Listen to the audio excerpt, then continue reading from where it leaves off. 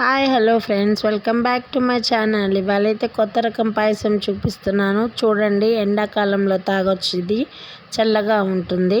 First అయితే తగినంత water అయితే తీసుకొని బాయిల్ చేసుకోవాలండి. అదిగో హీట్ అవుతున్నాయి వాటర్, చూస్తున్నారు కదా. ఈ హాట్ వాటర్ అయిన తర్వాత సగ్గు బియ్యం అయితే నేను క్వాంటిటీ ప్రకారం తీసుకున్నానండి. నేనైతే 1/2 kg తీసుకున్నాను. మీకు ఎంత కావాలంటే అంత క్వాంటిటీ తీసుకోవచ్చు. ఎందుకంటే ఈ ఎండాకాలంలో సగ్గుబియ్యంతో చేసే పాయసం అనేది చాలా చలువగా ఉంటుంది. వేడి అనేది ఉండదండి. ఎక్కువగా ఇదే యూస్ చేసుకోవచ్చు మనము. ఇప్పుడైతే దానికి తగినంతగా షుగర్ అయితే యాడ్ చేస్తున్నాను.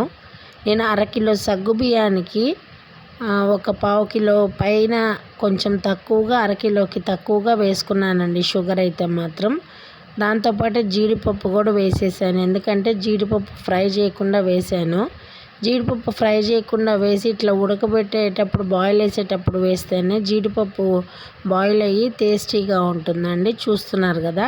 ఫస్ట్ అయితే సగ్గుబియ్యం అనేది కొంచెం ఉడకాలి. ఉడకనీయకుండా అయితే మనం షుగర్ వేయకూడదు.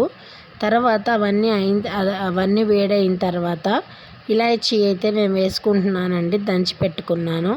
తర్వాత కొన్ని ఆల్మండ్స్, కొన్ని కిస్మిస్ అవైతే యాడ్ చేసుకున్నాను.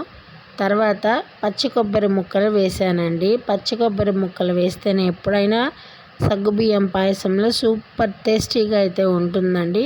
ఎండు కొబ్బరి కూడా యూస్ చేయొచ్చు, లేదా కొబ్బరి పౌడర్ అయినా యూస్ చేయొచ్చు.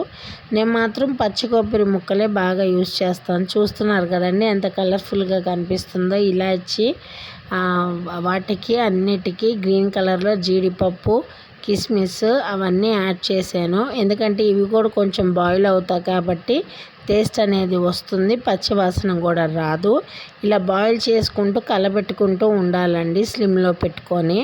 ఎందుకంటే వాటర్ ఒకవేళ తక్కువైతే కనుక మనం సిమ్లో పెట్టుకోకుండా ఉడికించుకున్నట్లయితే కింద అడుగంటేసి మాడిపోతుంది, అసలు టేస్ట్ అనేది ఉండదు. సో జాగ్రత్తగా కలబెట్టుకుంటూ స్లిమ్లో పెట్టుకొని పైన లిడ్ కవర్ చేసుకోవాలండి. ఎందుకంటే సగ్గుబియ్యం అనేది అది ఉడికితేనే బాగుంటుంది, లేకపోతే కొంచెం గట్టిగా తగులుతుంది తింటుంటే.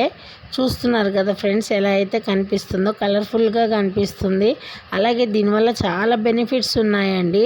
కొంచెం యూరిన్ ప్రాబ్లం ఉన్నా కూడా ఇది తాగితే కూడా ఫ్రీగా అవుతుంది. బాగా చలవ అనేది చేస్తుంది, పెద్దవాళ్ళకైనా చిన్నవాళ్ళకైనా కానీ. కాకపోతే షుగర్ పేషెంట్స్కి ఏంటంటే షుగర్ వాడుతున్నాం కాబట్టి ఎక్కువగా ఒకవేళ వాళ్ళకి చేయాలి అనుకుంటే షుగర్ క్వాంటిటీ తక్కువ వేసుకొని చేసుకోవచ్చు. ఇంకొక రకంగా అంటే బెల్లం వేసుకొని కూడా పాయసం చేయొచ్చండి. నేనైతే షుగర్ యాడ్ చేసి చేశాను. అదిగో ఇప్పుడైతే మొత్తం బాయిల్ అయిపోయిందండి. ఇప్పుడైతే నేను గిన్నెలోకి సర్వ్ చేస్తున్నాను. చూడండి ఎంత బాగా కనపడుతుందో. బాగా బాయిల్ అయిపోయింది హీట్ మీద. తర్వాత కాసేపు అలాగే పెట్టేస్తే ఆ లోపల ఉన్న సగ్గు బియ్యం ఏవైతే ఉన్నాయో అవి కూడా కొంచెం ఇంకా మెత్తబడిపోతాయి. చాలా టేస్ట్ అయితే వస్తుందండి. మీరు తప్పకుండా ఈ రెసిపీని ఎండాకాలంలో యూస్ చేస్తారని నేను అనుకుంటున్నాను. Thank you for watching.